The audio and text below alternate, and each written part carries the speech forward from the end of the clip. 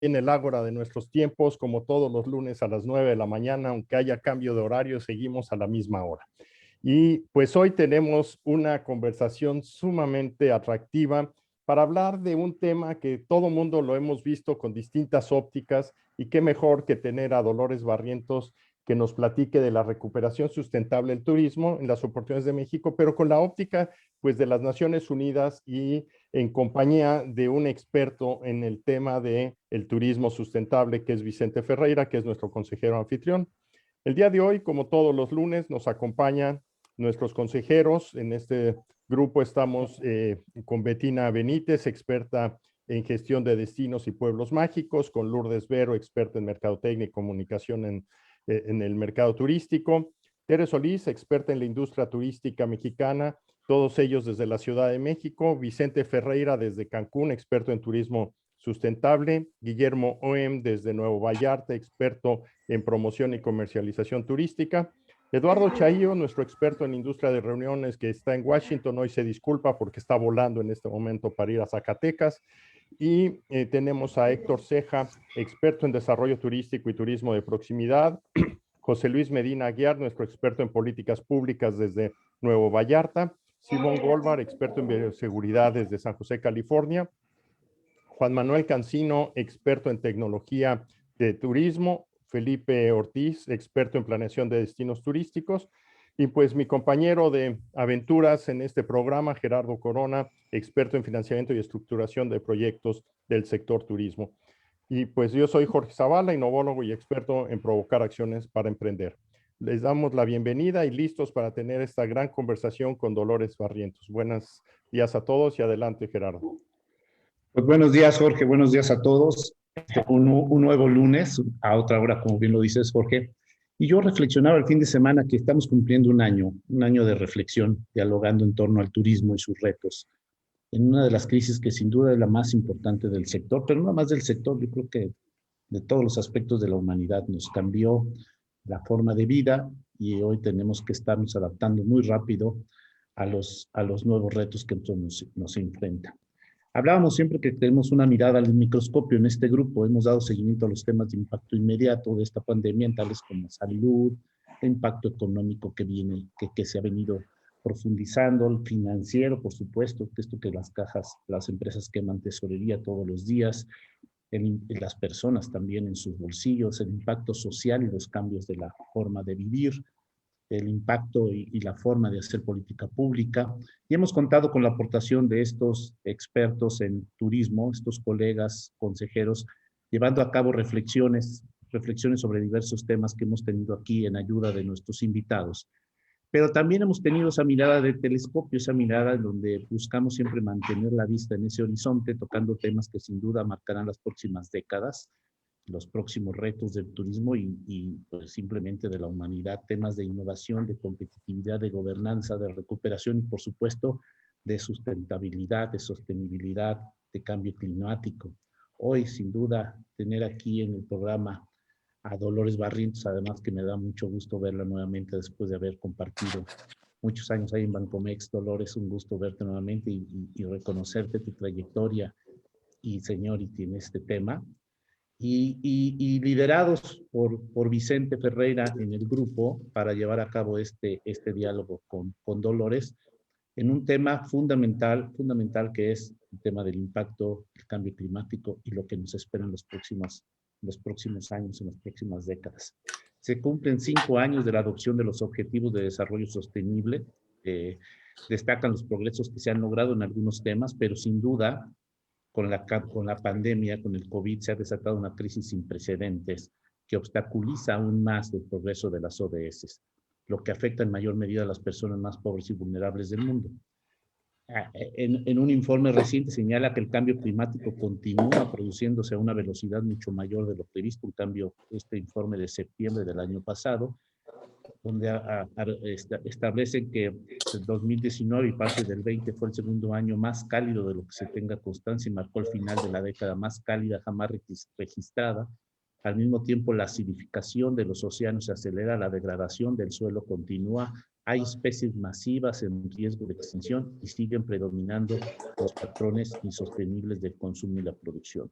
Y este informe señala una serie de temas que quizá aquí se tocarán en algún momento. Pero cierro con esta frase de Antonio Gutiérrez, secretario general de las Naciones Unidas, y le pediría a Vicente, como consejero anfitrión, que nos presente a nuestra invitada y conduzca este programa. Antonio Gutiérrez dice que como Estados miembros reconocidos de la cumbre de los ODS, celebrada el pasado septiembre, los esfuerzos mundiales llevados a cabo hasta la fecha han sido insuficientes para lograr el cambio que necesitamos, lo que pone en riesgo el compromiso de la agenda de las generaciones actuales y futuras. Ahora, debido al COVID-19, una crisis sanitaria, económica y social sin precedente amenaza vidas y medios de subsistencia, lo que dificulta aún más la consecución de los objetivos. Bienvenida, Dolores, bienvenido al Ágora de nuestros tiempos. Saludo a nuestros consejeros, al público en general que nos escucha cada lunes. Y por supuesto, Vicente, adelante con tu liderazgo en el tema y estaremos muy atentos a este programa. Gracias a todos. Gracias, Gerardo. Gracias, Jorge, que me antecedieron. Y la verdad es que yo estoy muy contento de poder tener aquí en este programa a Dolores Barrientos. Ya la presentaré formalmente en un par de minutos, para hablar de temas que sin duda son temas estratégicos para nuestro sector. Hemos hablado mucho sobre esta crisis y lo que representa en términos de oportunidad.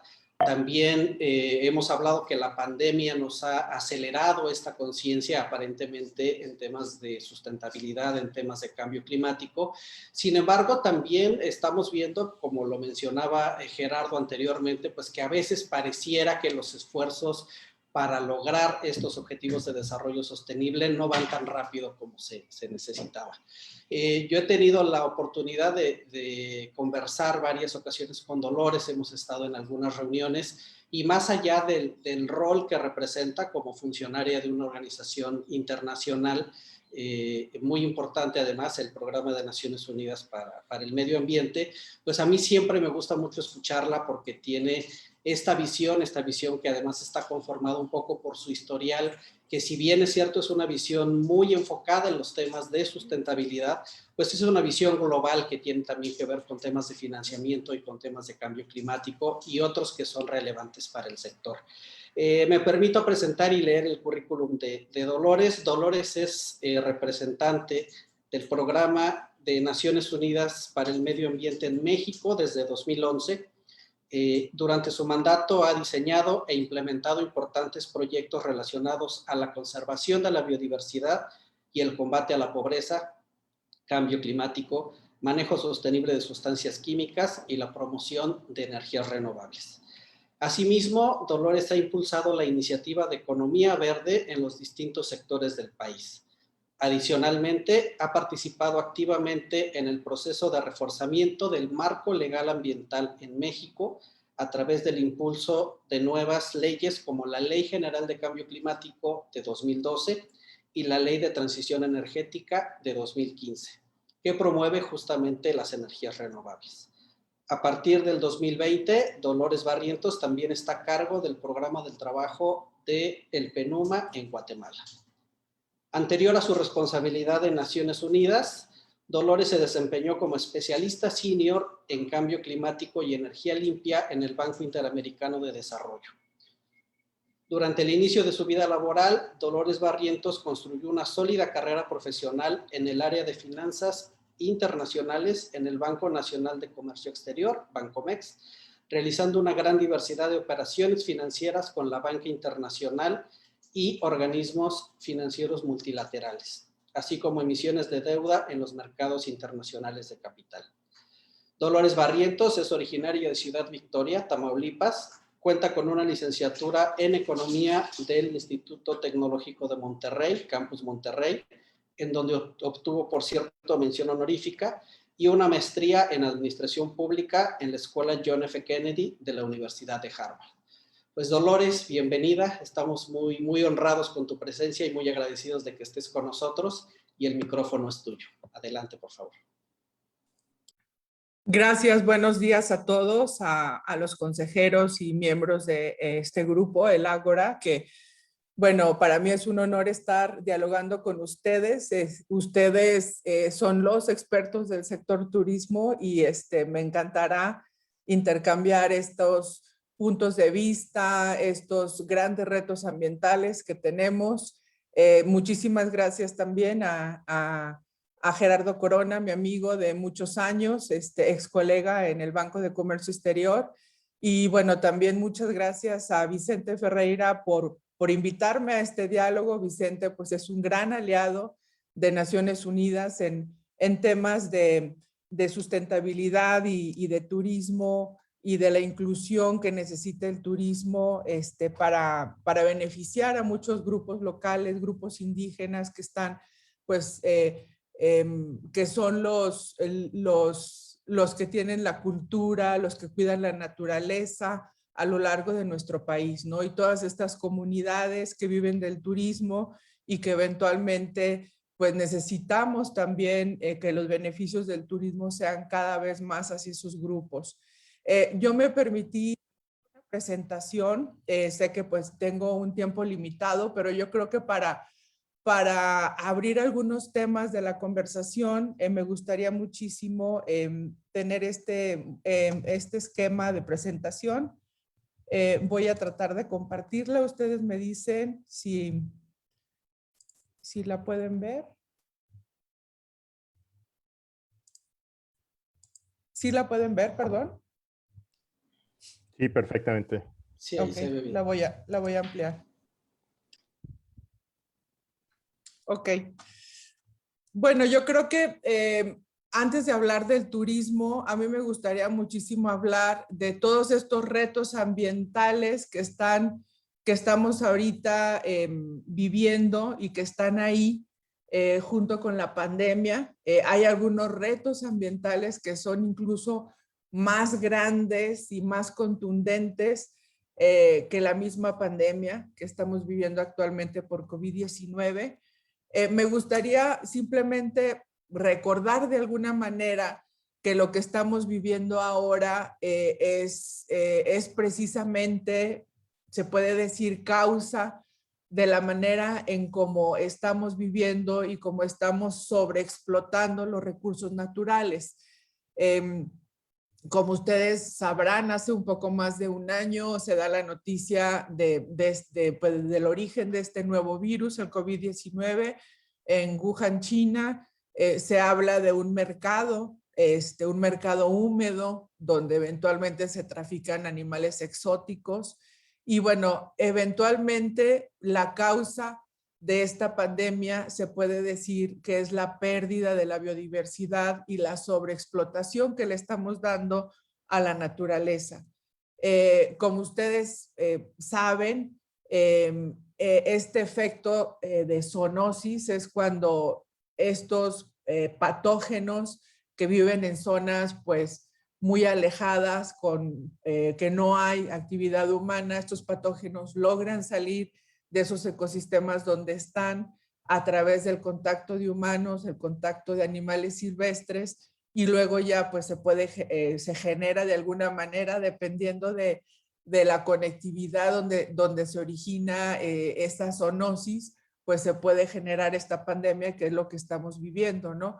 Alrededor del 75% de las enfermedades emergentes que conocemos vienen precisamente de este efecto, ¿no? Del efecto del patógeno que transita a animales silvestres y que luego transita a los seres humanos, ¿no? Y bueno, estos son algunos ejemplos, ¿no? De la zoonosis que hemos estado viviendo como humanidad los últimos años. Ustedes pueden ver ahí enfermedades como el ébola, el MERS, el SARS, el dengue, la malaria, y eventualmente cómo transitan estos patógenos hasta llegar a los seres humanos. Pero del lado derecho vemos cuáles son esas actividades que nos hacen tener esa zoonosis, ¿no? Y puede ser que son actividades de cambio de uso de suelo, cuando se decide quitar bosques primarios, quitar selvas para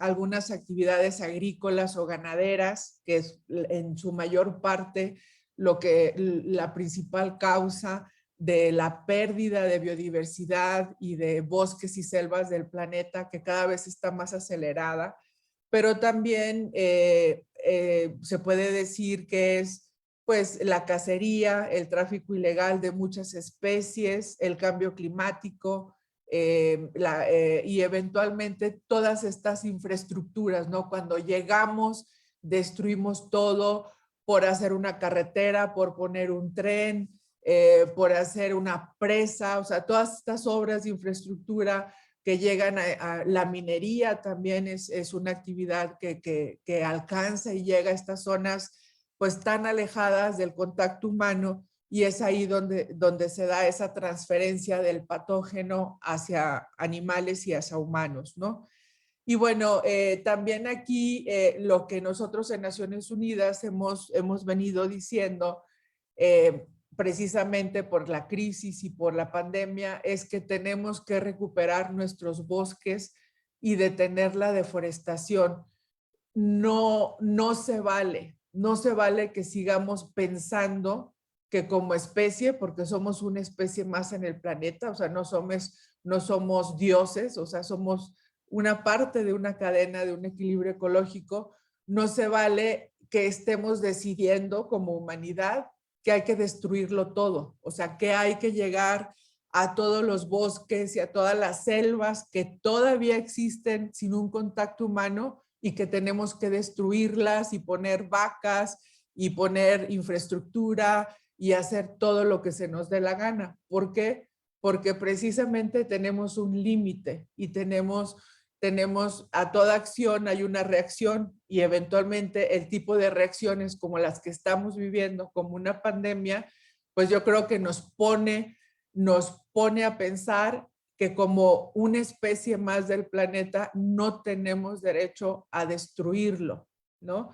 Y a convertirlo y a deforestarlo y a eliminar todas estas especies que estamos eliminando de una manera acelerada, ¿no? Y entonces, bueno, a nivel internacional hay muchos convenciones, hay muchas instituciones que ven estos temas. Una de ellas se llama CITES, y precisamente CITES trata del ordenamiento sostenible del comercio de fauna y flora silvestre, y bueno, eventualmente de alguna manera prevé este comercio internacional de fauna y flora silvestre, ¿no? Esto es nada más como información para ustedes. Y cada vez más la naturaleza y los retos ambientales están hasta arriba de los diálogos, hasta arriba como prioridad de política pública a nivel internacional y en muchos países, ¿no?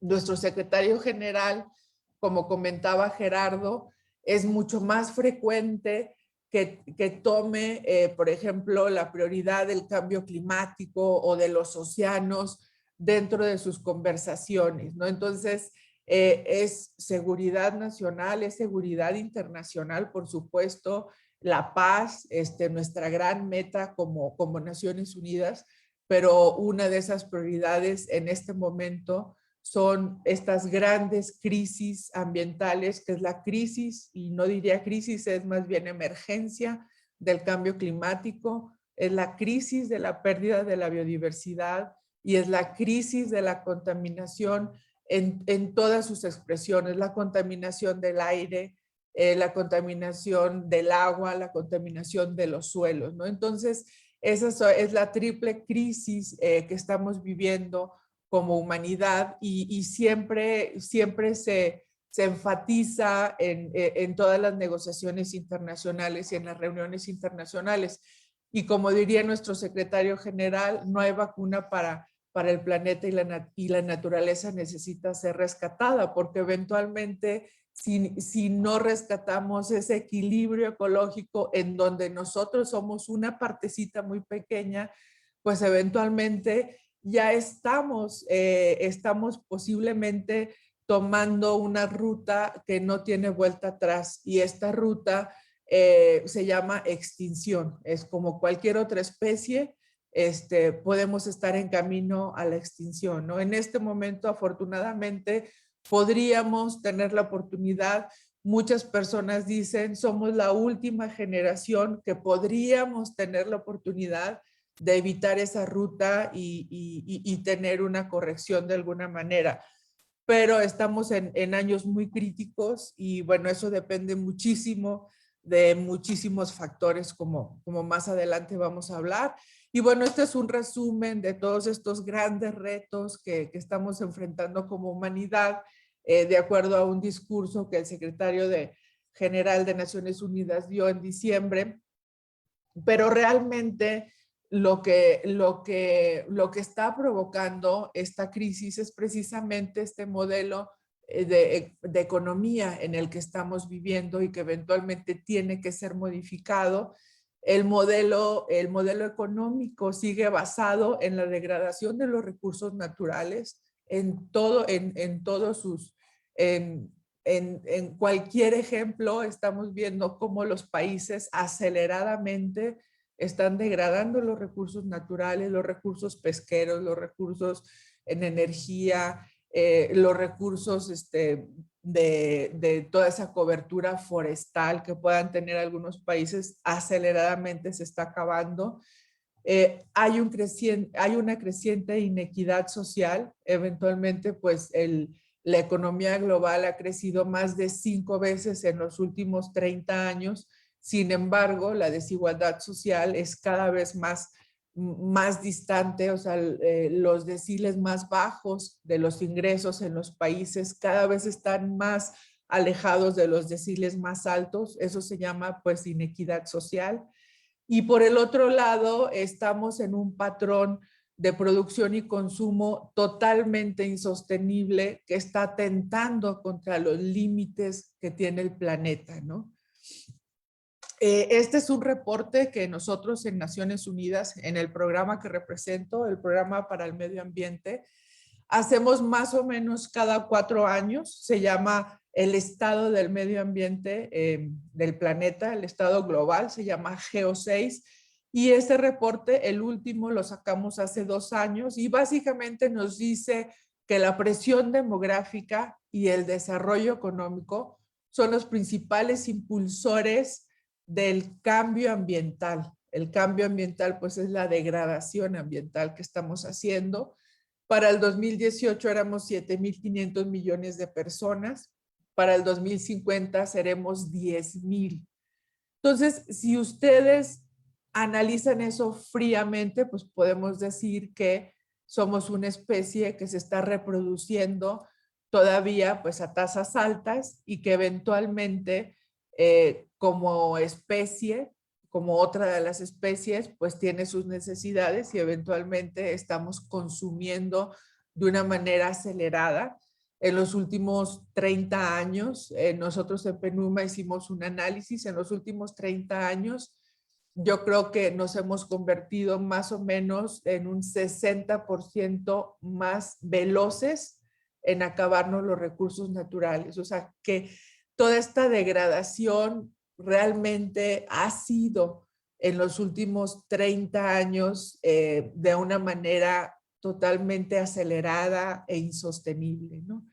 La urbanización, sí, a nivel global, más o menos se espera que en 2050 seamos 66% de las personas que vivan en zonas urbanas. Sin embargo, América Latina es ya una de las regiones más urbanizadas del planeta, o sea, ya la concentración de población en ciudades es del 80% en América Latina, ¿no? Y bueno, esto nos trae tal vez muchas eficiencias porque pues las altas concentraciones en ciudades, hace algunos años muchos urbanistas decían que pues era una solución porque era un uso más eficiente de agua, de energía, de transporte, el transporte de alimentos, etcétera. Pero esta pandemia nos hizo reflexionar y nos hizo cambiar, ¿no? Porque, por ejemplo, estas grandes concentraciones en estas grandes ciudades, lo que nos hace es mucho más vulnerable a una pandemia, ¿no? Hemos estado viendo cómo, pues, los índices de mortalidad de esta pandemia, por supuesto, suben en las altas concentraciones urbanas, ¿no? Y no es casualidad, por ejemplo, que el lockdown que hemos estado viviendo en el último año haya hecho que muchas personas hayan salido de estas grandes ciudades. Se habla, por ejemplo, que en Londres, en el último año, casi 1,5 millones de personas abandonaron la ciudad y se fueron a otros lugares. En París es el mismo caso, no tengo la cantidad, pero seguramente millones de personas que viven en 50 metros cuadrados, porque los costos de vida en estas grandes ciudades son muy altos. Imagínense estar confinados en 50 metros cuadrados. Yo creo que pues ha habido una necesidad muy fuerte de muchas familias de replantearse si realmente es eficiente vivir en las ciudades con todo este riesgo que implica estar concentrado en una pandemia, ¿no? En una ciudad pues con altos niveles de infección y de muerte, ¿no? Entonces, yo creo muchos jóvenes, muchas familias jóvenes en la Ciudad de México han decidido en este último año, bueno, yo conozco mucha gente que se ha decidido ir a Morelos, a Valle de Bravo, a Hidalgo, a Querétaro. ¿Por qué? Porque eventualmente las condiciones de vida en esas ciudades no tan grandes son un poquito mejores que las que pueda ofrecer una gran ciudad con una alta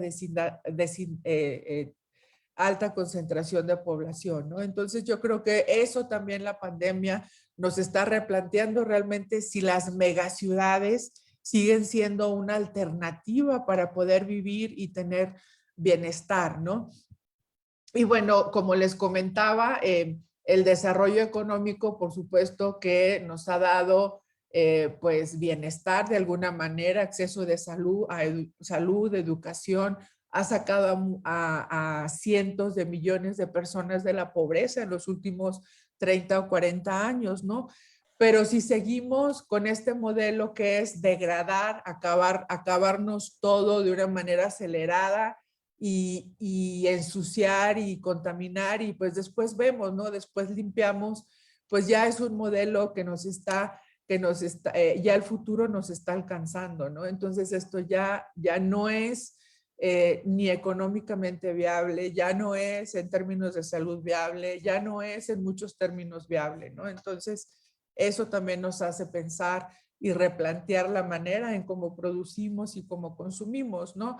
Simplemente el sistema alimentario global se está acabando con la disponibilidad de tierra que puede ser habitable en el planeta, ¿no? El 50% de la tierra habitable ya está utilizada para el sector agropecuario y de ese 50%, el 77% se destina a la ganadería, ¿no?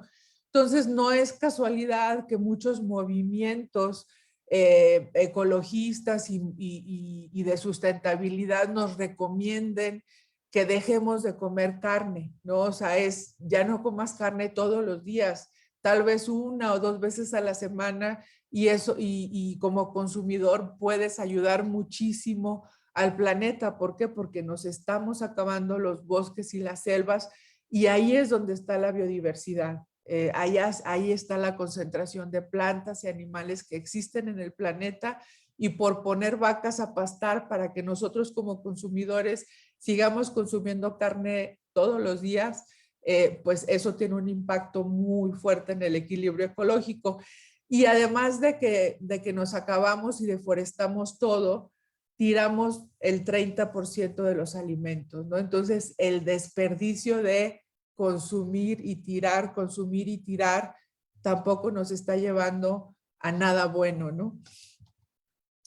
Como se comentaba, los océanos están enfrentados por este incremento de temperatura también en las aguas. Hay muchas especies que lo están soportando, otras no. La acidificación también es un tema. Ustedes pueden ver en el mapa cómo lo rojo, lo gris es tierra y ya lo rojo y lo naranja representa los niveles de alerta en cuanto al tema del calentamiento, el incremento de temperatura en las aguas, la contaminación por plástico. Estamos contaminando 13 millones de toneladas de plástico todos los años. Por supuesto, en Naciones Unidas tenemos una campaña muy fuerte de tratar de hacer leyes que puedan prohibir algunos plásticos desechables, tanto a nivel nacional o a nivel local. En México no hemos podido llegar a incidir a una regulación nacional. Es difícil por todo el lobbying de los fabricantes pues, de esta industria de los plásticos desechables, pero sí lo hemos hecho exitosamente a nivel local. Hemos contribuido con alrededor de 30 regulaciones, tanto locales como estatales. Los gobiernos, generalmente el costo de manejar los residuos es muy alto. Ustedes saben que pues, los gobiernos municipales son los gobiernos más, de alguna manera, débiles en términos tal vez del número, de la capacidad humana que trabajan en los municipios, del presupuesto que pueden tener para hacer su trabajo. Entonces, muchos gobiernos locales han decidido que la regulación de empezar a disminuir, incluso prohibir estos plásticos desechables, tiene que ser importante para sus economías, para el manejo de sus gobiernos locales.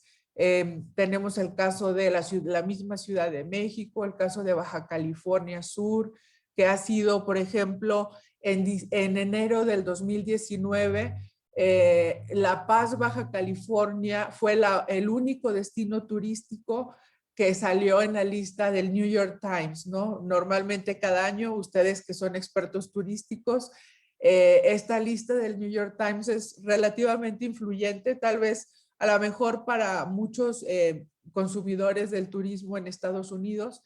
Y en esa lista solamente aparece La Paz, Baja California, y una de las explicaciones de incluir a La Paz es porque era una ciudad sustentable, porque estaba combatiendo la contaminación por plástico desechable, porque las playas son limpias. Entonces ya la sustentabilidad, como ustedes ven, está jugando un rol súper importante en qué lugar es atractivo, qué lugar es recomendado para los turistas, ¿no? Y las historias del plástico pues son súper exitosas en México. Tenemos Querétaro, que fue la primera ciudad en prohibir el uso de bolsas de plástico, y de ahí pues se desató una ola muy positiva de regulaciones. Pero regresando a la contaminación por plástico en los océanos, desafortunadamente las redes de pesca, o sea, toda esta industria de la pesca comercial, que pues eventualmente no hay un control porque normalmente están en aguas internacionales, está contribuyendo, las redes de pesca, si uno analiza estas grandes islas de plástico que se han formado, nosotros en Naciones Unidas hemos identificado 6. La más famosa es la isla de plástico que está en el Pacífico Norte, y ahí se hizo un análisis de en qué consistía, o sea, qué tipo de basura plástica conformaba esta gran isla que pues tiene tamaño de países. Y lo que se ha visto es que alrededor del 47% son redes de pesca de esta gran industria comercial, y que pues está extrayendo sin ningún control, está destruyendo muchas especies, ¿no? Como sigue habiendo matanzas de ballenas, matanzas de delfines, pues de muchos especies marinas, comerciales y no comerciales, ¿no? Entonces, les recomiendo muchísimo. Hay un documental que a mí me impactó, lo acabo de ver hace 2 días, se llama Seaspiracy o Pesca Insostenible. Yo creo que es uno de los mejores documentales que hay para entender no solamente la problemática que hay en los océanos a nivel global, sino también la problemática de muchos equilibrios ecológicos como el cambio climático, etcétera, etcétera, ¿no? Bueno, los océanos son súper importantes, es el principal gran ecosistema que tenemos, cubre el 70% de la superficie del planeta y bueno, le da manutención a muchísimas personas. Se habla de 3.100 millones de personas en todo el mundo, pues viven de alguna manera de la pesca. Desafortunadamente nos estamos acabando los recursos pesqueros en el 2050. Si seguimos con la hiperextracción de los recursos pesqueros, en 2050 ya no vamos a tener peces, pero eso también va a tener un impacto muy fuerte en cambio climático, porque los océanos nos hacen un servicio muy importante que es precisamente absorber el carbono. Incluso la absorción del carbono que hacen los océanos es mucho más grande que la absorción que hacen los bosques y las selvas, ¿no? Entonces, yo creo que si seguimos con esta sobreexplotación pesquera, principalmente por estos grandes industrias comerciales, pues seguramente también va a ser un factor que va a estar desequilibrando que está desequilibrando de una manera más acelerada el impacto del cambio climático, ¿no?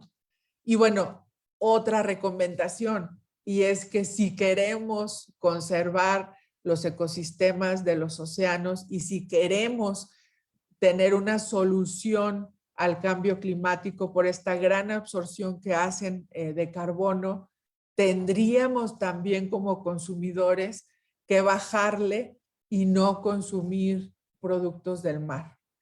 Y la verdad, este mensaje es un mensaje que no se da todavía abiertamente, pero eventualmente yo creo que esa proteína, ya sea proteína animal del mar o terrestre, la tenemos que bajar a unos niveles mínimos como consumidores para poder darle al planeta un respiro y una regeneración, ¿no? Y esta es una decisión de educación, de comunicación, de comportamiento de los consumidores que eventualmente se tiene que dar de una manera cada vez más fuerte para poder ser nosotros consumidores y ciudadanos sustentables, ¿no? Porque la sustentabilidad pues empieza desde los patrones de consumo que tenemos de manera individual o de manera familiar, ¿no? Esto es lo que les comentaba. Este pronóstico de FAO ya tiene muchos años, pero cada vez se confirma más, desafortunadamente cada vez se confirma más.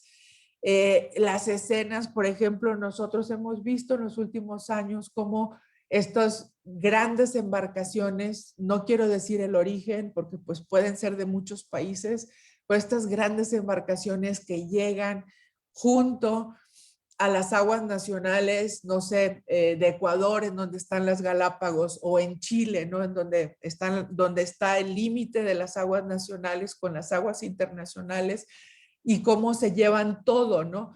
Y esa escena dramática se da en África también. Yo estuve hace 2 años en Madagascar, estuve haciendo un recorrido con unas ONGs ambientalistas que pues se dedican a apoyar de alguna manera a este país, que es uno de los países más pobres del planeta, es una isla que está en el mar Índico, está África a la derecha, y el tema es que las embarcaciones de algún país de Asia estaban alrededor de la isla acabándose todo, ¿no? Entonces, las historias que nosotros vemos de los piratas africanos, ¿no? Que atacan a las grandes embarcaciones buenas. Yo creo que ahí la información la tenemos que tener más fidedigna, porque esos piratas africanos tal vez lo que están haciendo es defendiéndose de estas grandes embarcaciones que los están vaciando. Y entonces muchísimos pueblos de pescadores que están en las costas de estos países africanos, pues se quedan sin el recurso, que es su fuente de vida. Los recursos naturales hay veces que representan el 80% del ingreso. Es el 80% o más del ingreso de los más pobres del planeta. Y estas grandes industrias de la pesca masiva lo que están haciendo es que les están vaciando sus costas. Hay imágenes muy fuertes, incluso en este documental se ve como las embarcaciones pequeñas, esas pangas, seguían a estas grandes embarcaciones y les pedían de comer, porque se estaban llevando todo la comida y todo el sustento de las poblaciones, ¿no? Entonces, hay una inequidad fuertísima también en el manejo de los recursos naturales. Y eso es simplemente un ejemplo muy pequeño.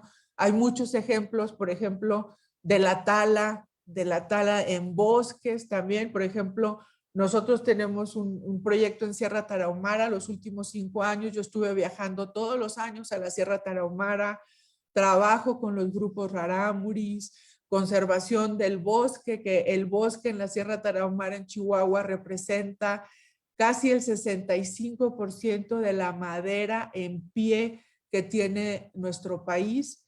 Y bueno, ahí desafortunadamente el derecho de piso, llega el crimen organizado, les pide a los rarámuris, que son los pobres más pobres que tenemos en el país, les pide derecho de piso y la única manera de pagar ese derecho de piso es cortando sus árboles y vendiéndolos.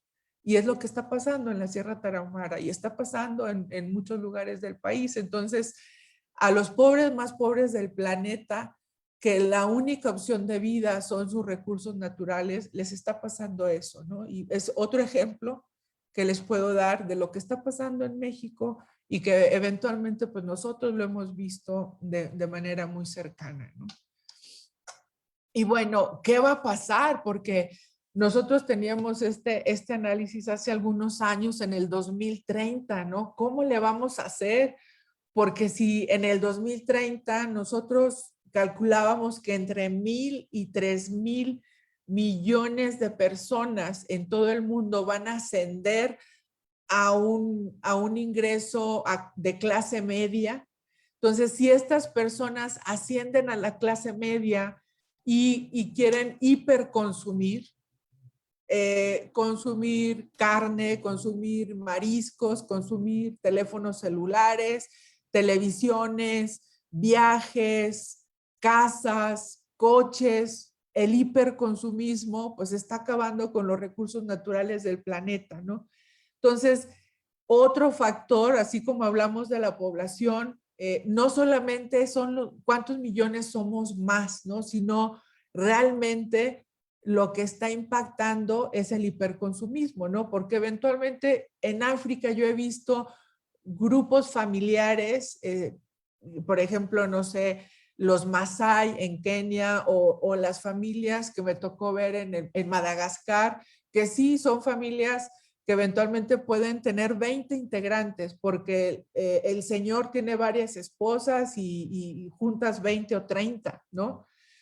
Y bueno, la cultura y todo es así, ¿no? Pero el consumo de esas personas a lo mejor equivale a 1 hectárea de bosque al año, ¿no? Entonces a lo mejor consumen 20 hectáreas, no toda esa familia, porque pues viven en pobreza o pobreza extrema, ¿no? Y su consumo es muy bajo. Pero si nosotros analizamos los patrones de consumo de los países desarrollados, que pues sí, afortunadamente los grupos familiares son más pequeños, tal vez podamos estar hablando de una familia de, digamos, 4 o 5 personas, que es la pareja, 2 o 3 hijos, pero saben que los patrones de consumo de esas personas en Londres, en Nueva York, en Monterrey, en Guadalajara, en Sao Paulo, o sea, de países emergentes y países ricos, los patrones de consumo pueden llegar que cada persona de ese tipo de países y de comunidades consuman alrededor de 15 hectáreas de bosque al año, o sea, por el hiperconsumismo que tienen, ¿no? Entonces, por un lado tenemos los países en vías de desarrollo, pobres, con unidades familiares muy grandes, pero con consumos pequeños. Y por el otro lado tenemos familias pequeñas, pero con hiperconsumismo, ¿no? Que eventualmente podrían consumir mucho más que lo que consume una unidad familiar de 20 personas en África, ¿no? Entonces, ¿cómo llegamos a ese equilibrio entre crecimiento poblacional e hiperconsumismo? O sea, tenemos que hacer algo al respecto, ¿no?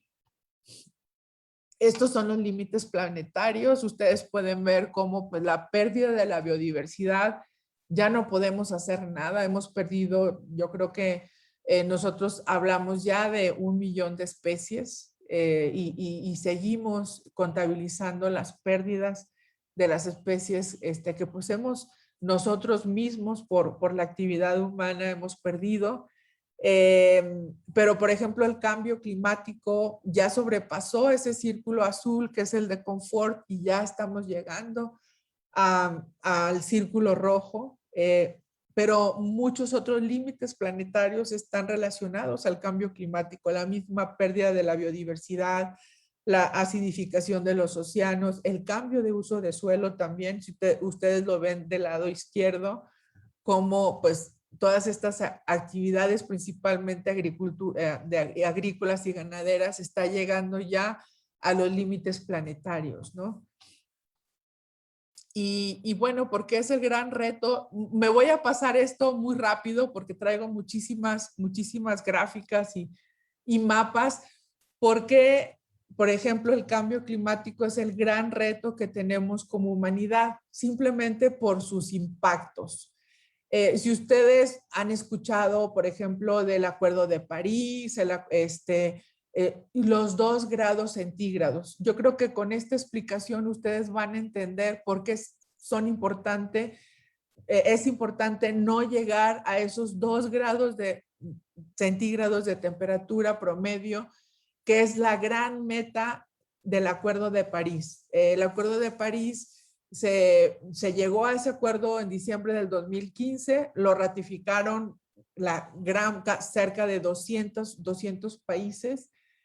Para que ustedes sepan, 193 países son parte de Naciones Unidas, pues mucho más número de países ratificaron el Acuerdo de París a principios del 2016, entró en vigor y la gran meta, lo que dice ese acuerdo es vamos a hacer todo lo posible para que a finales del siglo, es decir, para que en el 2100 no lleguemos a un incremento de temperatura de 2 grados centígrados. Y es más, hagamos el esfuerzo para que no lleguemos al incremento de temperatura de 1.5 grados centígrados a nivel planetario, ¿no? ¿Por qué? O sea, esos 2 grados centígrados son como, se puede decir, como un techito que nosotros estamos poniendo como humanidad, ¿no? ¿Por qué? Por sus impactos. Porque, por ejemplo, si llegamos a los 2 grados centígrados, un impacto del cambio climático, entre muchos, es el número y la potencia de ciclones y huracanes, ¿no? Entonces, ahorita más o menos, si ustedes ven en la gráfica de la izquierda y arriba, más o menos esta es la frecuencia de los ciclones y huracanes. Vean, por ejemplo, México, el Caribe y Centroamérica. En todo el continente americano somos la subregión más vulnerable a este tipo de impacto del cambio climático, ciclones y huracanes, ¿no? Si llegamos a los 2 grados centígrados, el número se multiplica y la potencia también se multiplica. Vean cómo las rayas que están representando los ciclones y huracanes, cómo se multiplican en el escenario de más 2 grados centígrados. ¿Qué quiere decir con esto? Pues quiere decir que la vida como la conocemos en las costas tiene que cambiar porque no podemos tener asentamientos humanos en lugares en donde si se recibía 2 ciclones o huracanes o evento climatológico al año, ahora se va a recibir 20. No hay dinero, no hay recurso disponible para estar reconstruyendo cada rato lo que se va a perder. La infraestructura, tanto privada como pública, recibiendo esos ciclones y huracanes. O sea, yo creo aquí es un punto importante para el sector turístico, ¿no? Porque el sector turístico en muchas partes del planeta está precisamente en las costas, ¿no? Entonces, muchas veces se le dijo al sector turístico, no quites esa cobertura, esas dunas, esos manglares, porque te protegen de muchos eventos y bueno, pues, o sea, la regla era quitar todo, ¿no? Y eventualmente, pues hay lugares que ni siquiera ya hay arena, por ejemplo, ¿no? Mucho menos, pues, otras cosas, ¿no? Entonces, es eso, o sea, es la historia, cómo puedes tú como humano con grandes infraestructuras, pues luchar contra la naturaleza. Veamos quién gana, ¿no? Y estas son predicciones científicas, no son historias, son predicciones científicas, ¿no? Y bueno, también los patrones de lluvia, ¿no? También, ¿por qué México es altamente vulnerable al cambio climático? Por la seguridad hídrica, ¿no? Y otra vez veamos el mapa. Como México, el sur de Estados Unidos, México y Centroamérica son otra vez una subregión altamente vulnerable al cambio climático en términos de escasez hídrica, ¿no? Y bueno, este es otro mapa, este mapa es nuestro, es del PENUMA y explica exactamente lo mismo, ¿no? O sea, cómo la escasez física del agua, que es la peor escasez, el color morado significa la escasez económica.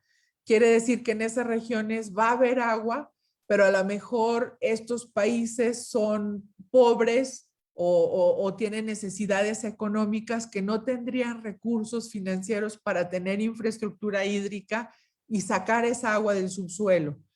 El color azul significa que no hay problema, o sea, no va a haber una presión en la escasez del agua, ¿no?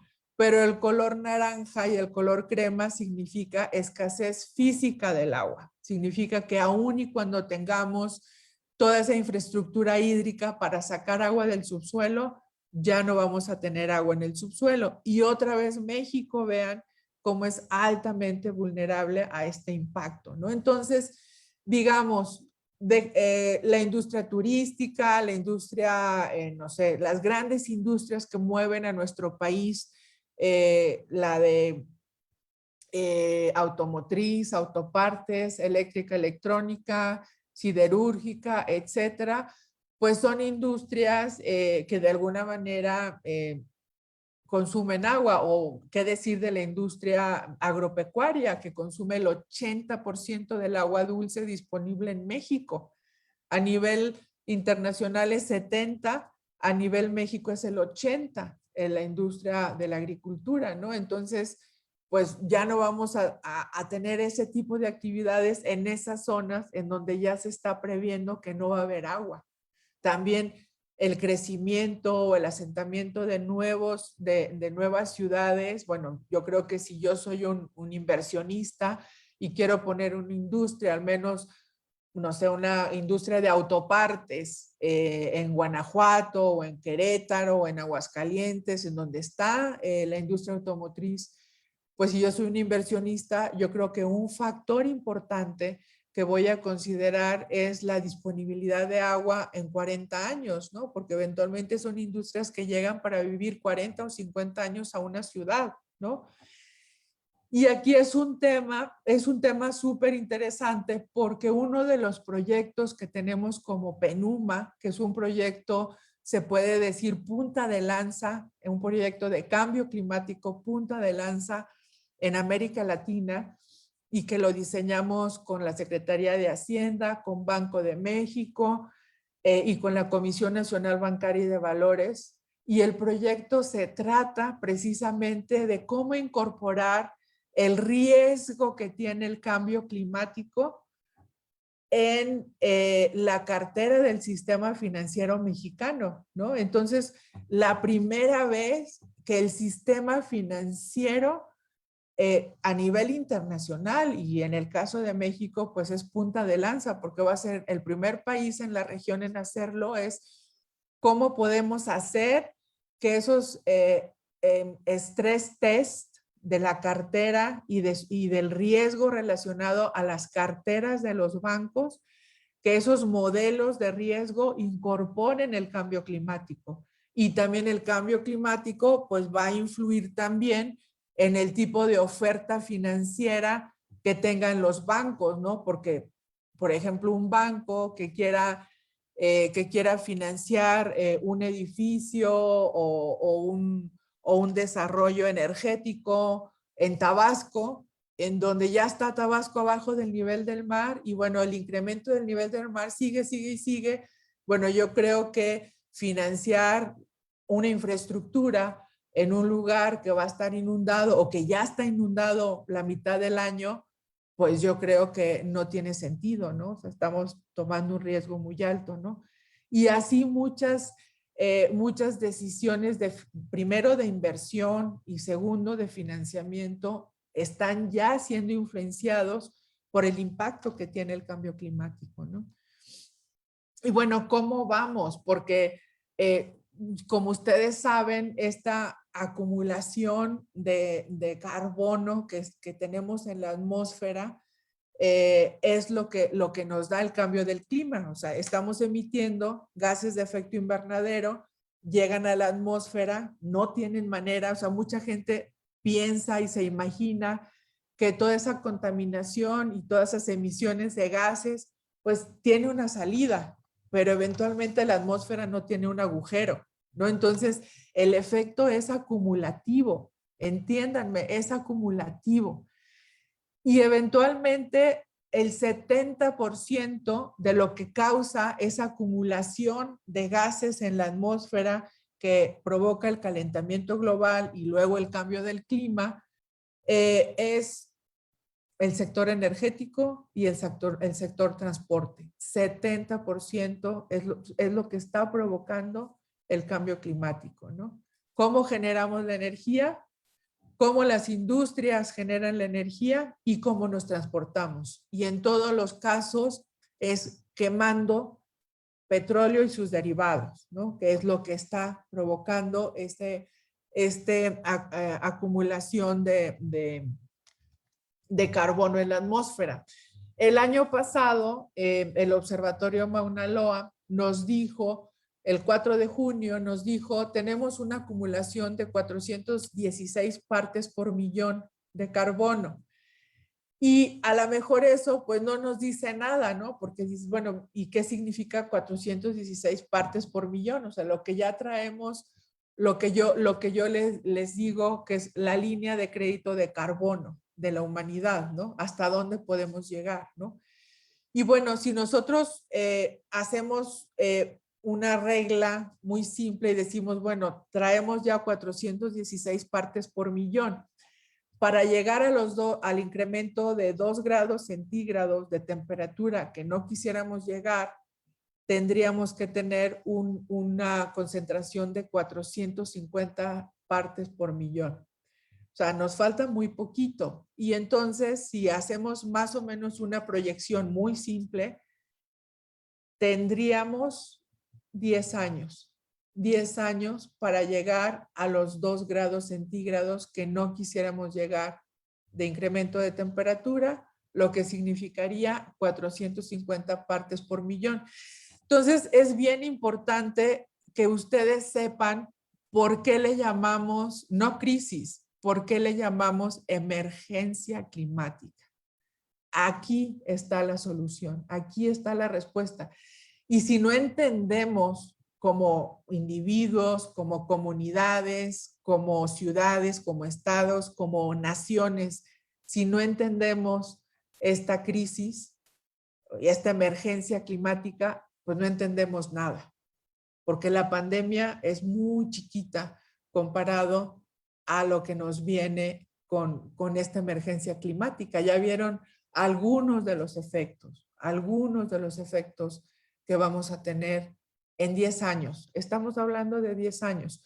Por eso decimos, estamos a centímetros de corregir o de seguir por un camino que no quisiéramos seguir, que es la extinción de nuestra especie. precisamente por todos estos impactos del cambio climático. Y bueno, tenemos ya compromisos en toda esta agenda internacional.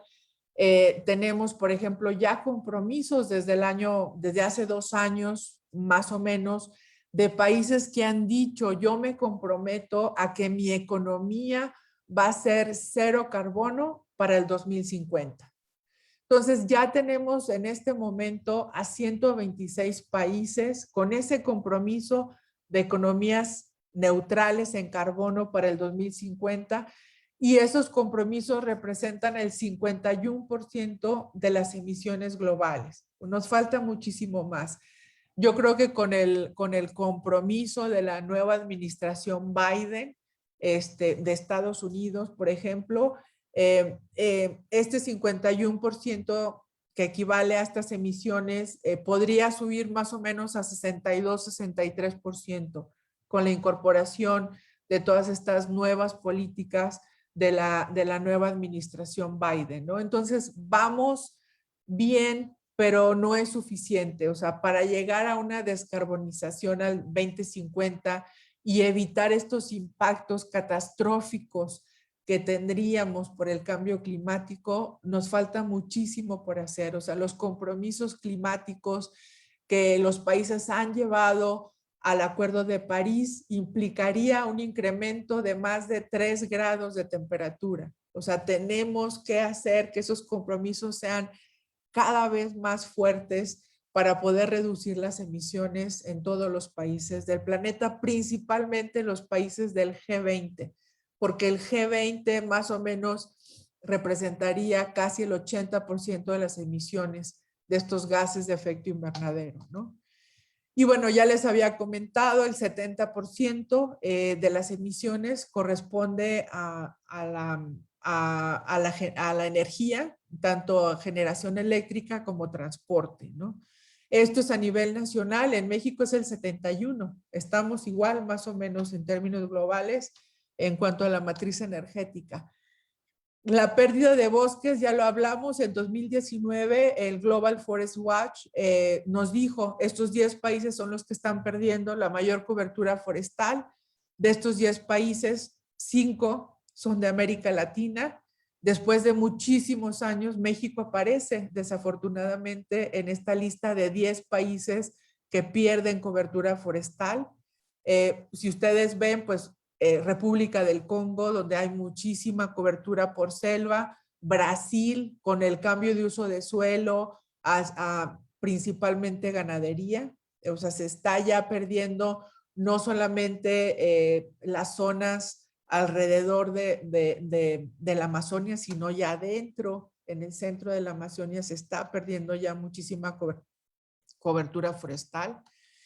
Esto es más o menos las estadísticas de la pérdida. El 2019 perdimos alrededor de 12 millones de hectáreas de bosque en general y fue la tercer peor tasa de pérdida en los últimos 20 años. Simplemente vean aquí, o sea, no es lo mismo perder un espacio de cobertura forestal en un lugar tan rico en biodiversidad como la Amazonia o el sur de México o el Congo o en Malasia, en donde viven pájaros, primates, especies de árboles, anfibios, reptiles. O sea, imagínense, este simplemente es un ejemplo de lo que se perdería en especies de animales y plantas en la Amazonia, en lo equivalente a un campo de fútbol. O sea, imagínense la pérdida tan fuerte que estamos teniendo de animales y de plantas por estar poniendo pastar vacas, que luego nosotros comemos su carne y luego tiramos el 30% de nuestros alimentos. Es insostenible, ¿no?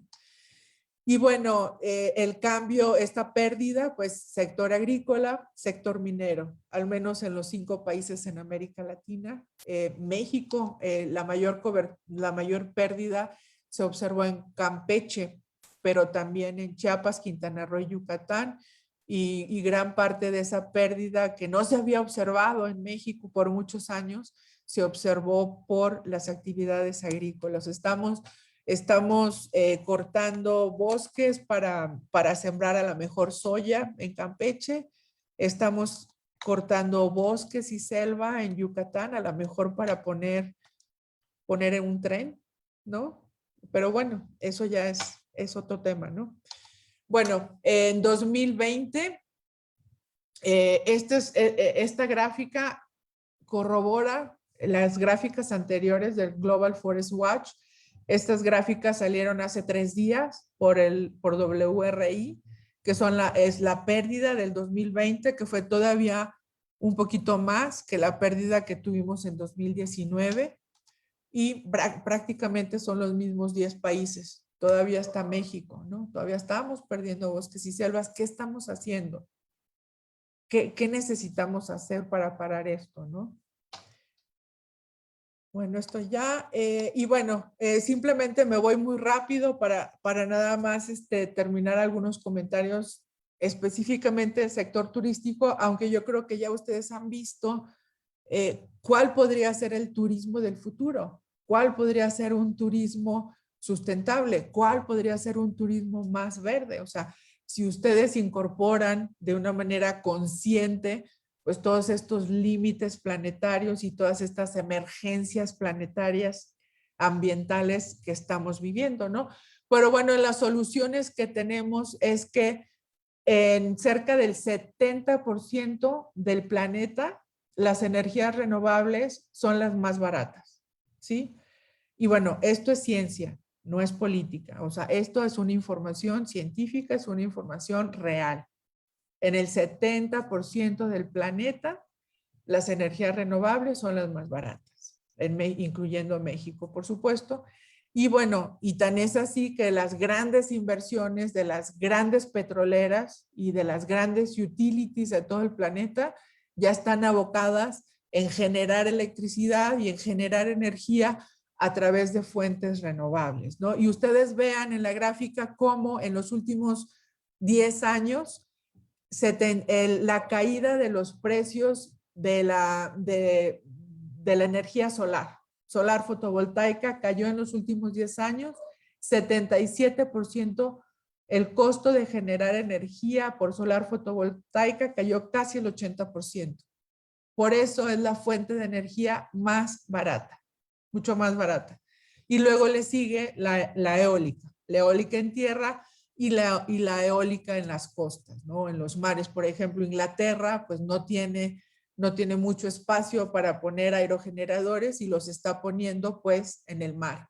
O Dinamarca también es un país con un espacio muy reducido de territorio, entonces los aerogeneradores los está poniendo en el mar desde hace 20 años. Por eso Dinamarca pues es un líder en tecnología eólica, ¿no? En esas grandes hélices, esas grandes turbinas que se ven en todo el país, vienen de Dinamarca porque Dinamarca tiene muchísimos años desarrollando esa tecnología, ¿no? Y bueno, estas son las adiciones en gigawatts en energía solar fotovoltaica. Ustedes vean cómo las inversiones están en China, están en Estados Unidos, en India, Japón, Vietnam, España, Alemania, Australia, República de Corea, ¿no? Cómo estas grandes inversiones también está ayudando a que todavía ese precio de la energía solar todavía caiga muchísimo más, ¿no? La movilidad eléctrica, nosotros, además de China, o sea, hay la movilidad eléctrica, por supuesto que está en China en términos de volumen y en términos de tecnología. En transporte público eléctrico, China es uno de los grandes proveedores. BYD, por ejemplo, la gran empresa china, pues es la que está proviendo en algunas ciudades estos camiones eléctricos. China, por ejemplo, en términos masivos, pues está invirtiendo y está generando tecnología muy eficiente, ¿no? En términos de coches privados, por ejemplo, vemos como en Europa, muchos países, ya se ven en muchos países solamente o ya las ventas de coches eléctricos solamente van a ser de eléctricos a partir del 2030, a partir del 2035. Entonces, esa conversión del transporte, al menos privado en Europa o público en China, se está dando muy fuerte, ¿no? Pero en América Latina, como somos una de las regiones más urbanizadas del planeta, pues entonces el mercado del transporte público es un mercado de los más importantes del planeta, ¿no? Nosotros hemos estado trabajando como PENUMA, estamos trabajando en 14 países. 14 países de América Latina están haciendo una conversión de transporte público, ya no están quemando diésel, ya no van a quemar gas, ahora van a utilizar el transporte eléctrico, que además no hace ruido. O sea, estamos también bajando la contaminación por el ruido, ¿no? El primer caso, que es el caso pues que empezó a invertir, la ciudad que empezó a invertir en transporte público eléctrico fue Santiago de Chile. Nosotros estuvimos ayudándolos desde el principio hace 5 años, pero ahorita, por ejemplo, si ustedes van a Colombia y van a Bogotá y a Medellín, Bogotá y Medellín, yo creo que ya tienen más coches eléctricos que el mismo Santiago en los últimos 2 años, ¿sí? Costa Rica, pues es un caso también ejemplar, pero pues es un mercado pequeño. Y en México nosotros estamos trabajando ya con Metrobús. Metrobús tiene planes de convertir todas sus líneas para el 2014. O sea, se espera que nada más Metrobús tenga tal vez en 2014 más de 200 o 250 equipos eléctricos, ¿no? Entonces, esta gran reconversión de estas dos sectores que están provocando el 70% del calentamiento global, que es la electricidad y el transporte, la reconversión ya está, porque es económica y tecnológicamente viable, ¿no? Entonces, ahí es donde también, ¿cómo podemos tener una industria turística del futuro?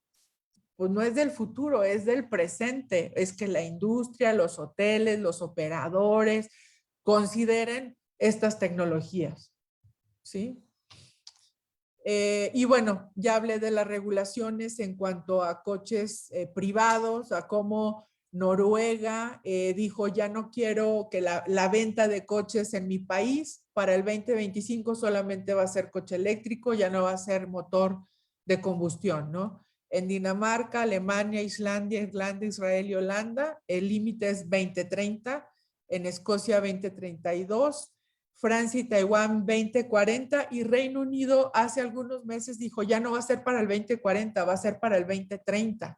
Entonces, estos mercados están forzando a las cadenas de producción, en este caso la industria automotriz, a convertirse. ¿Por qué? Porque pues si quieren vender, ya va a estar prohibido los motores de diésel y de gasolina en esos países o de gas. Entonces, van a tener que producir coches eléctricos, y entonces se espera que con esto el precio de los coches eléctricos, que sí, de manera particular, pues es muy caro, que ya para el 2030 o 2025 ya estos coches sean cada vez más baratos en muchos mercados, ¿no?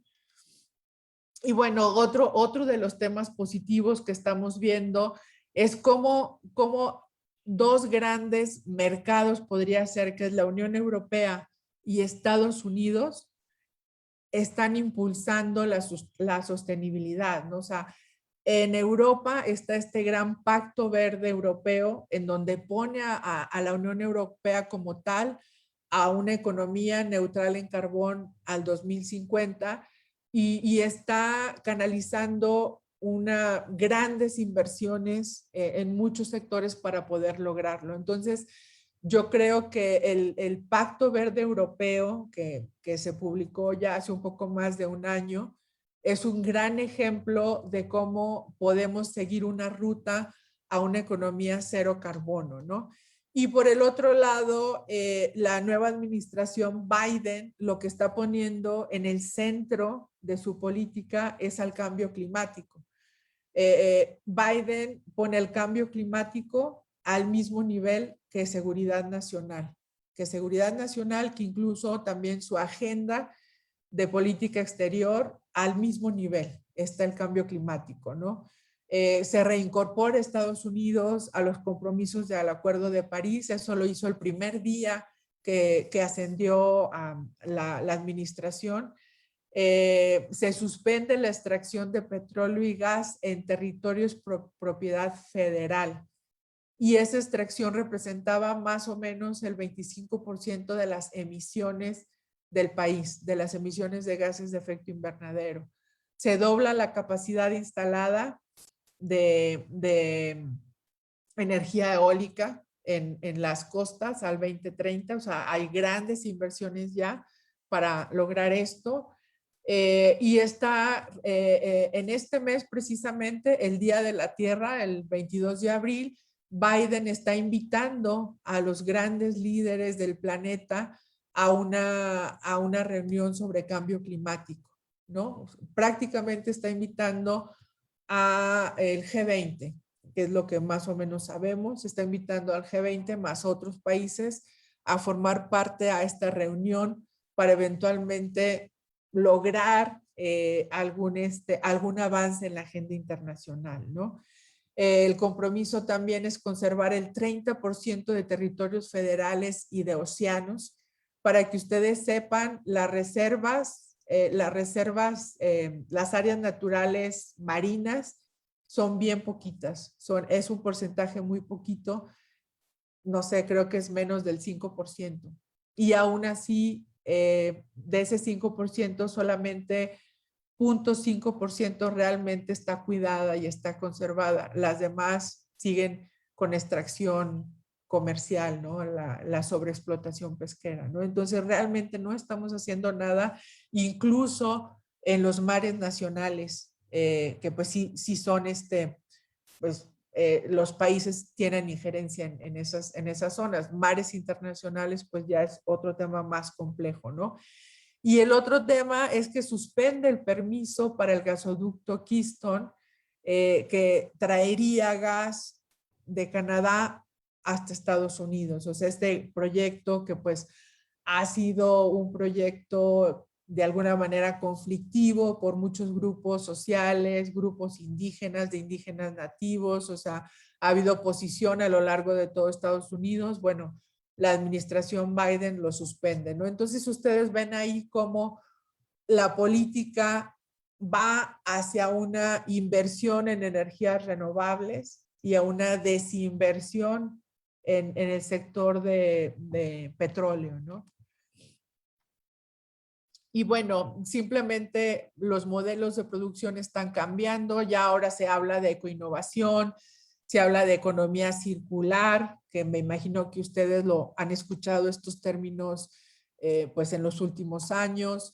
Se habla de cómo cambiar los patrones de consumo. Nosotros empezamos un proyecto el año pasado con la Secretaría de Economía y la Procuraduría del Consumidor, ¿no? Para ver cómo podemos empezar a diseminar información sobre alimentación, sobre compras, sobre movilidad, sobre vivienda, sobre turismo. Nosotros hicimos un apartado de ocio en este proyecto, que es un proyecto que estamos desarrollando en México, Colombia y Costa Rica. Y en el ocio estamos poniendo el turismo sostenible y el ecoturismo como una solución a un nuevo estilo de vida mucho más sostenible, ¿no? Y bueno, ¿cómo se habla de la economía azul? O sea, ya ni siquiera se habla de la economía verde, es la economía azul. ¿Cómo podemos tomar en cuenta estos ecosistemas costeros y marinos en donde muchas industrias como la turística, la de la energía, la de transporte de carga, la de transporte de turistas, la de la alimentación, por supuesto, la de la pesca, cómo se aprovechan de los ecosistemas costeros y marinos, o sea, toman ese beneficio económico de ese gran ecosistema, pero cómo podemos hacer que esos sectores que se sigan aprovechando de estos recursos, pero que lo hagan de una manera más sostenible. De eso se trata, cuando oigan de economía azul, de eso se trata. Que estas actividades económicas que tienen injerencia con costas y mares y océanos puedan hacerlo, pero de una manera muchísimo más sostenible, ¿no? Y bueno, los mercados financieros también, ¿no? El año pasado, por ejemplo, el nivel de capitalización de una empresa energética, por primera vez, una empresa de energías renovables valía más que una empresa petrolera, ¿no? Ya las empresas petroleras se ven a sí mismas no como petroleras, sino como empresas de energía, y como la manera más barata de tener energía ya son las renovables, entonces estas empresas están ya invirtiendo en renovables, ¿no? Entonces, está ahí, por ejemplo, el año pasado, la Secretaría de Hacienda en México emitió deuda en los mercados internacionales, y la deuda estaba relacionada a los objetivos de desarrollo sustentable. Algunos de ellos específicos, como combate a la pobreza, igualdad de género y otro objetivo que se escogió como sustento para esa deuda, ¿no? O como, por ejemplo, desde el año pasado o desde hace 2 años, la misma Unión Europea está estudiando poner impuestos de carbono a las mercancías y a los servicios que consume la Unión Europea, y que eventualmente vengan de países en donde la matriz energética es más sucia. Entonces ahí va a haber una compensación de carbono. O cómo le va a hacer Estados Unidos, ¿no? O sea, tal vez de qué manera va a ser Estados Unidos para hacer que uno de sus principales socios comerciales, como lo es México, pues empiece o retome la ruta de limpiar su matriz energética, porque pues tenemos una matriz energética sucia, pues a través de las cadenas de suministro, a través de las cadenas de producción, ¿no? ¿Por qué?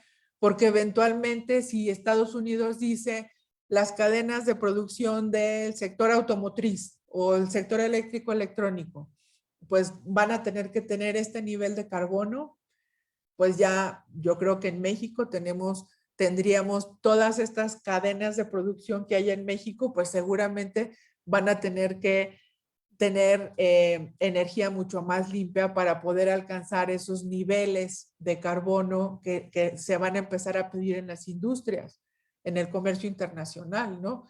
Entonces no hay manera de aislarnos, de ninguna manera habrá manera de aislarnos y decir que, bueno, pues no voy a hacer nada con la industria, con mi matriz energética, ¿no? No hay manera, no habrá manera, porque no somos una economía cerrada, somos una economía abierta, somos uno de los principales socios comerciales del mercado americano, somos un socio comercial muy importante de la Unión Europea, y esos 2 grandes mercados están haciendo todo por tener economías cero carbono para el 2050, y eso implica también las cadenas de suministro, las cadenas de producción que no están en sus países, están en otros países como el nuestro.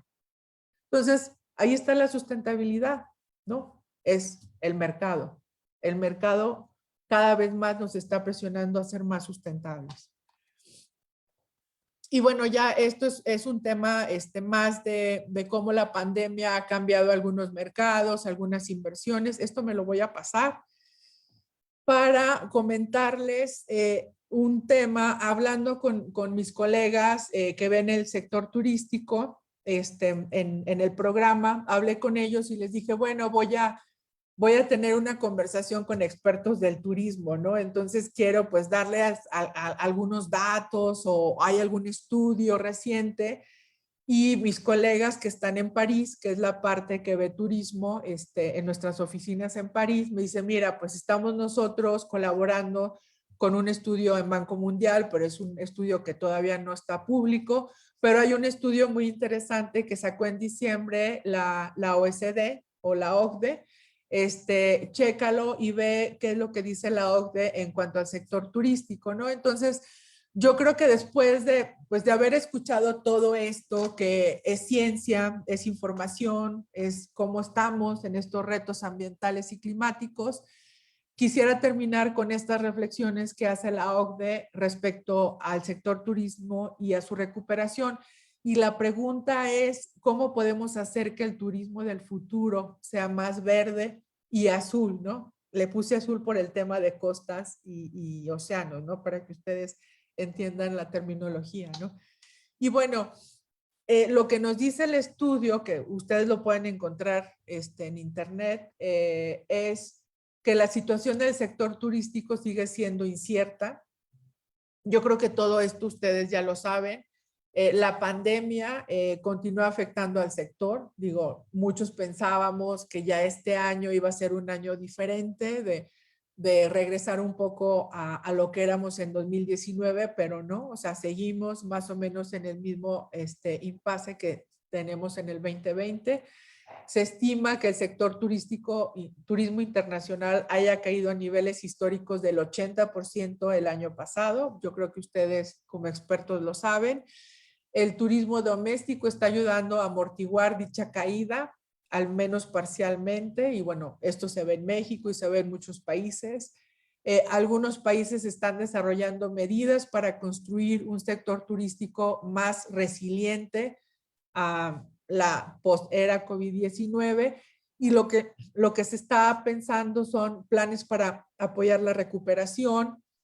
Se está promoviendo una transformación digital, que pues muchos de los prestadores de servicios en muchos países pues todavía no están ni siquiera conectados a internet, mucho menos pueden recibir pagos por tarjetas de crédito, etcétera, etcétera. Entonces, ese es un tema muy importante. Se está transitando hacia un turismo más verde. ¿Qué implica un turismo verde? Yo creo que con todo lo que estuvimos platicando antes, me imagino que ya entenderán qué significa un turismo verde, ¿no? Y se está repensando el turismo del futuro, ¿no? Bueno, esto también son datos generales. Es el sector turismo, bueno, contribuye con 4%, 4.4% del PIB global, casi 7% en la generación de empleos, 21% en los servicios de exportación. Hay algunos países que incluso el sector turismo está mucho más arriba, representa mucho más del PIB que el promedio global, como es el caso de Francia, Grecia, Islandia, México, Portugal y España. Y eventualmente, pues esa cadena, la cadena de suministro del sector turismo, pues llega hasta otros sectores tan importantes como la producción de alimentos, agricultura, transporte y otros servicios. La UNCTAD, que también es un organismo de la ONU, estima que la pérdida en el PIB global por la crisis del turismo sería alrededor del 3%, que equivaldría más o menos a 1.2 trillones de dólares. Esta cantidad representa el PIB de México, más o menos, 1.2 trillones de dólares, ¿no? O al menos el PIB que teníamos en 2018, ¿no? Cuando todavía no caía. Entonces, ¿cuáles son algunos impactos en el empleo? También la OIT, la Organización Internacional del Trabajo, que también forma parte del sistema de Naciones Unidas, nos dice que los subsectores de hospedaje y alimentos, solamente esos subsectores generan 144 millones de trabajadores, de los cuales 30% son empleados por pequeños negocios, ¿no? Entonces, es más o menos hasta dónde el empleo del sector turístico está siendo afectado. El World Travel and Tourism Council también estima que 174 millones de empleos a nivel global están en riesgo de perderse, o sea, eso era en el 2020. Un centro de investigación de Unión Europea nos dice también que ellos estiman que entre 6 y 11 millones de empleos en actividades relacionadas al sector turismo están en riesgo, ya sea de reducción de empleos o de pérdida permanente de empleos, ¿no? Y que representa alrededor del 5% del total de la población económicamente activa en la Unión Europea. Y otra vez el tema de desigualdad, ¿no? Que toda esta crisis al sector del turismo pues está afectando de una manera más fuerte a mujeres, a jóvenes, a comunidades rurales, a grupos indígenas y a trabajadores informales, ¿no? Que es el mismo caso, este caso pues sí es muy evidente en México, ¿no? Y bueno, yo creo que algunas implicaciones de largo plazo para las políticas del sector turismo en este turismo del futuro, el turismo post-pandemia, etcétera. Yo creo que estos factores a mí se me hicieron súper interesantes y que confirman de alguna manera pues la plática que hemos tenido de los temas de medio ambiente y sustentabilidad, y es la sustentabilidad o sostenibilidad podría convertirse en una alternativa del turismo más importante, ¿no? ¿Por qué? Porque hay una mayor conciencia del cambio climático y de los impactos ambientales. Se espera también que las áreas naturales y que los destinos locales o regionales impulsen la recuperación. Yo creo que esto pues se ha estado viendo. El turismo doméstico también, las personas prefieren permanecer en sus ciudades o visitar destinos dentro de sus países, pues eventualmente pues por todas estas restricciones de pandemia, de sanidad, de seguridad, las personas se sienten más seguras viajando pues trayectos cortos o en sus coches y no usando tal vez aviones.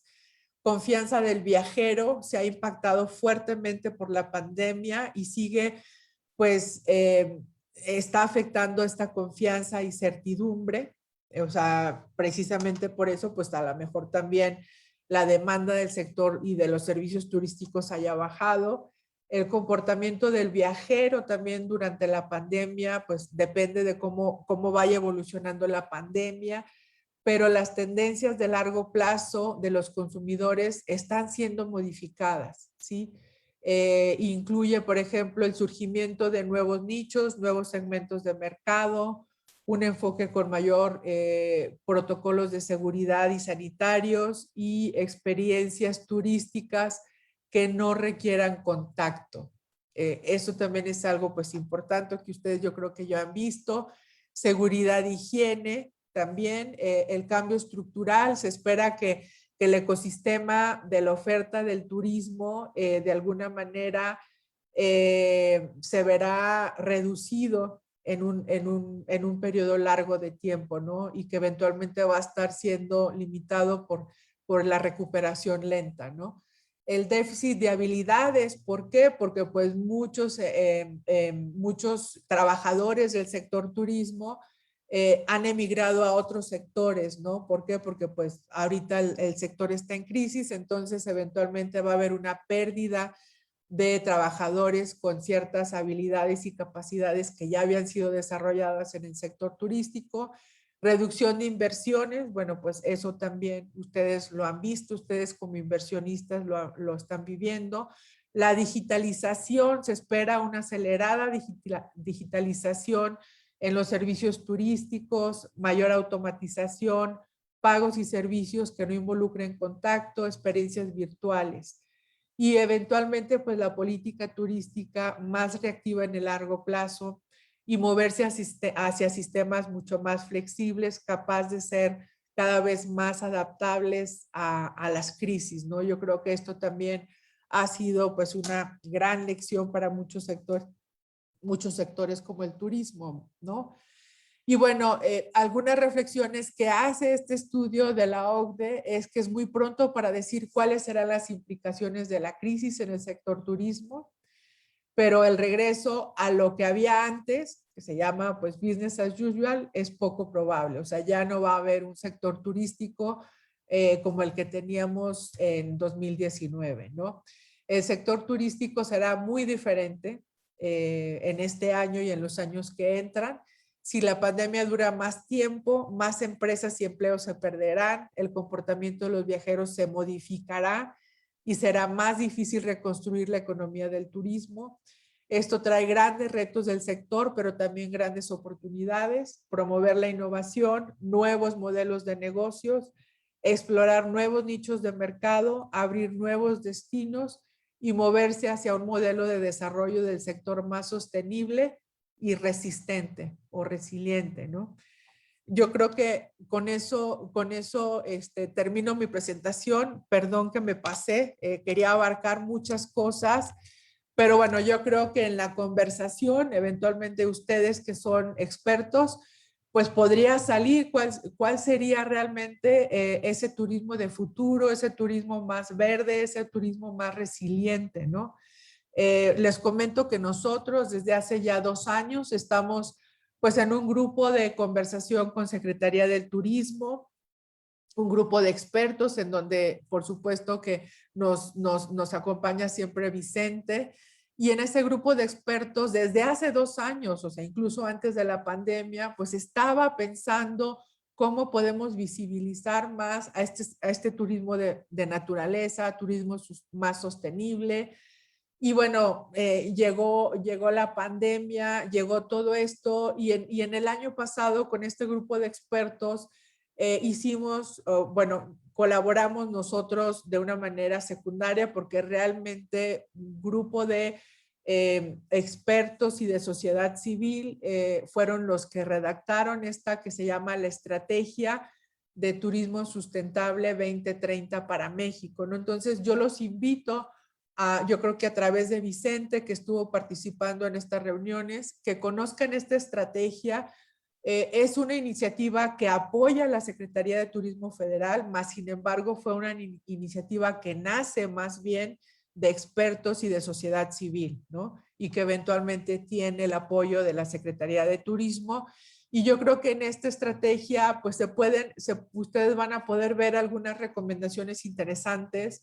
Yo he estado en conversaciones con algunos secretarios de turismo de algunos estados, y yo creo que la incorporación de estas recomendaciones de turismo sustentable van a ser muy interesantes, aterrizarlos a nivel estados, ¿no? Yo creo que cada estado con sus liderazgos particulares van a ser los responsables de alguna manera de ser grandes aliados junto con ustedes, expertos e inversionistas, grandes aliados de cómo reconstruir su sector turístico y cómo hacerlo un sector más resiliente y más verde, ¿no? Entonces yo creo que, no sé si Vicente ya les haya presentado esta estrategia, ustedes la conozcan, pero sería bueno que la conocieran y eventualmente tomar algunas recomendaciones de ella.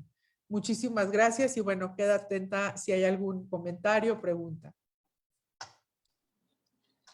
Dolores, pues muchísimas gracias por esta cátedra. La verdad es que hay información extremadamente valiosa que nos compartes. Yo tal vez destacaría algunos temas relacionados con la presentación de forma muy breve, debido a que tenemos ya el tiempo un poquito encima. Primero, pues sí, finalmente esta forma en cómo está cambiando el mundo y cómo se está moviendo el mundo nos obliga a tomar decisiones diferentes, nos obliga también pues a plantear un nuevo camino y como bien decías tú, un cambio de modelo, ¿no? De cómo estamos haciendo las cosas en materia de turismo. Daría énfasis a 2 temas relacionados con este cambio de modelo. Tal vez el primero, así buscar un nuevo turismo. Y bueno, como lo has comentado, hemos estado empujando mucho en México el tema del posicionamiento del turismo de naturaleza como tal, pero también llevar de alguna manera al turismo que hacemos hoy hacia prácticas pues mucho más responsables y mucho más verdes. Lo que nos platicas, el tema de energías renovables, el tema de consumo responsable de pescados y de mariscos, el tema de entrarle incluso a economía verde, economía sur, economía circular, al tema de los plásticos, por supuesto, son temas que también están en la agenda y que tenemos que empujar hacia allá.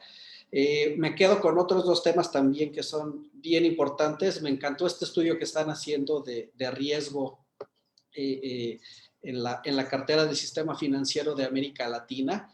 En México, por ejemplo, se ha trabajado el enfoque de riesgo desde el proyecto Adaptur, que también tú conoces, pero creo que este tema de cómo financiamos y qué tipo de proyectos financiamos considerando riesgo, pues es súper interesante porque además nos da otra perspectiva del tipo de proyectos que debemos empujar en materia de turismo y en materia de muchos otros temas, pero el que nos ocupa. Y uno último que también fue un tema muy, muy comentado aquí en el chat con los consejeros, que fue el tema del rol que tenemos como consumidores, ¿no?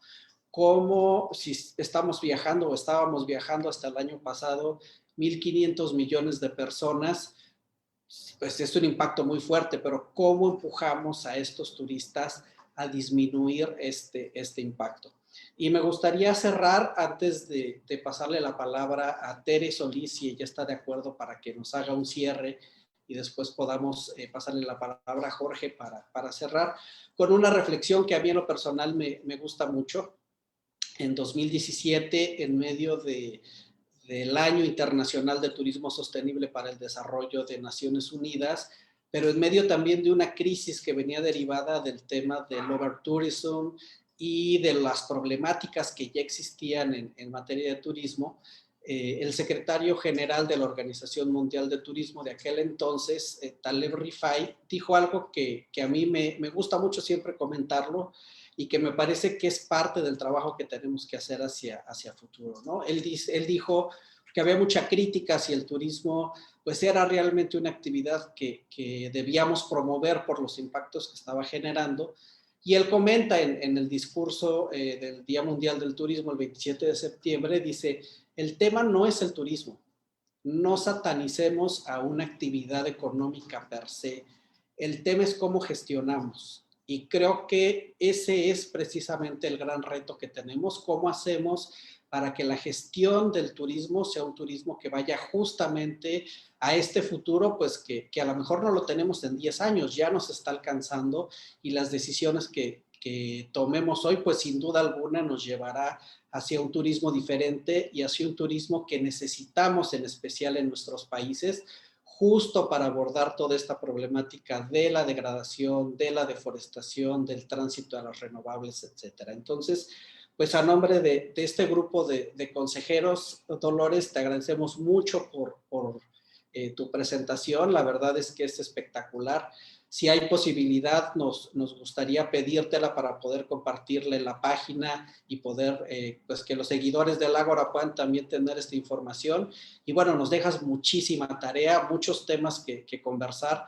No nos daría tiempo ahora de conversar sobre estos temas, pero sí seguramente pues seguiremos en estas conversaciones y estaremos pues empujando esta agenda conjunta hacia un turismo más sustentable. Entonces, agradecerte y pasarle la palabra a Tere para que por favor nos haga el cierre del programa.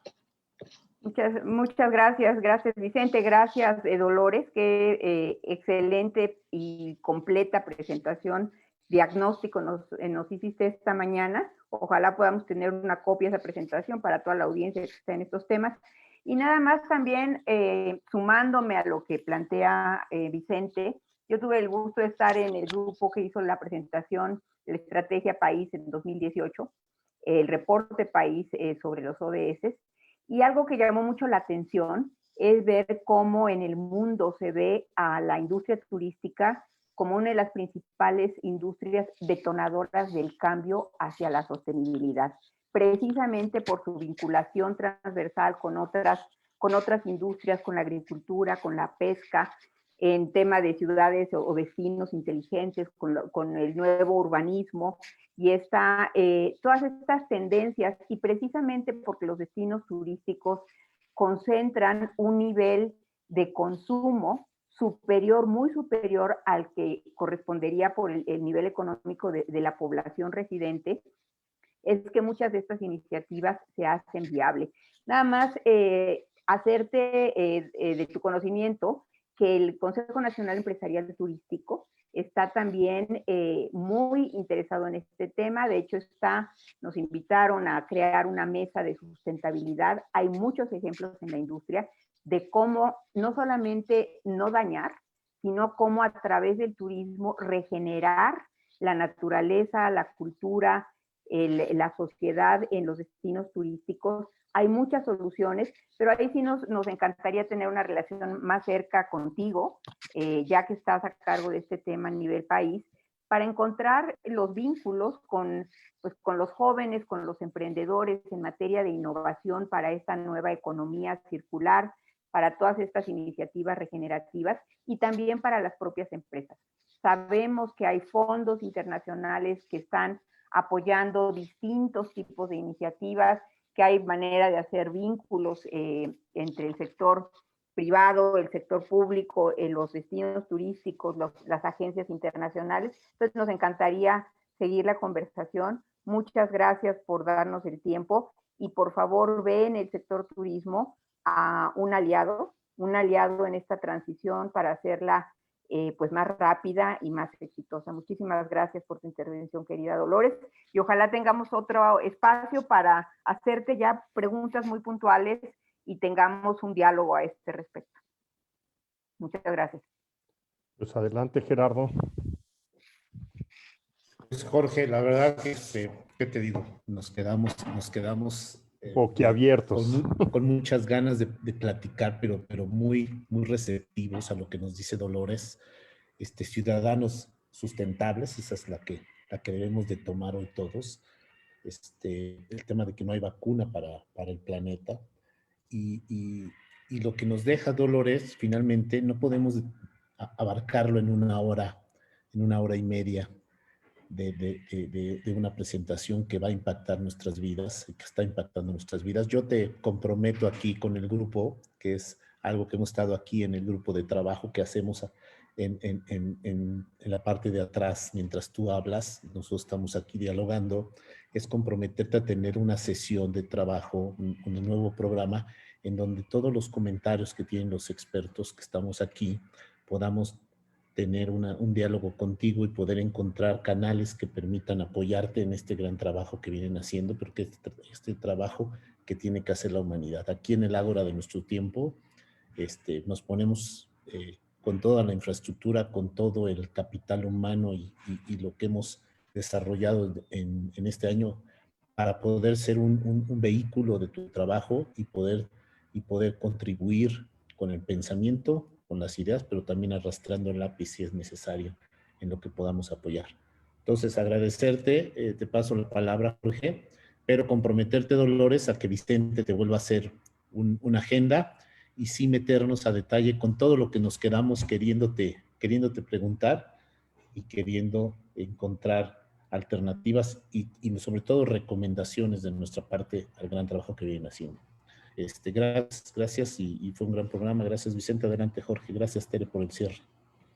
Pues realmente, como dices, fue un gran programa. Muchísimas gracias. Y pues no nos queda más que agradecerte a ti y a toda la audiencia que nos han dejado con cientos de preguntas y invitarlos a los siguientes programas que ahora tenemos una serie que la llamamos la reactivación responsable de las reuniones en México, que va muy alineado precisamente con lo que Dolores nos acaba de poner en la mesa y platicar en ese sentido la industria de reuniones y su rol en la activación económica, adaptación de los centros de convenciones y tener toda esta capacidad que vamos a tener en las próximas 3 semanas, en donde Eduardo Chaillo ha armado en conjunto con nuestros consejeros, pues una serie de 3 programas muy, muy adecuados.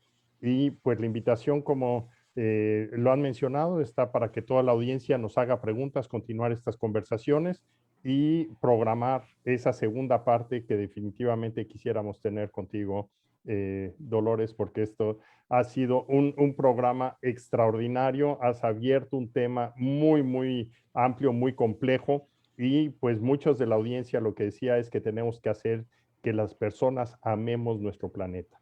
Y ese amor del planeta tiene que llevarnos a que hagamos que este planeta sea mejor. Esta pandemia no nos queda otra más que verla como el catalizador para provocar el mundo que necesitamos tener.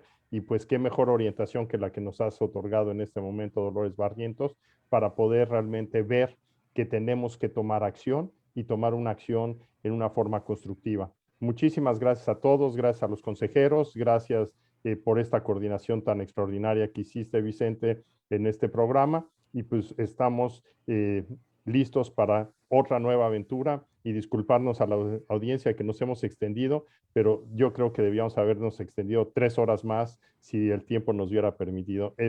Esto fue solamente el abrir de boca de un tema de vital importancia para todos nosotros. Muchísimas gracias y nos despedimos del público.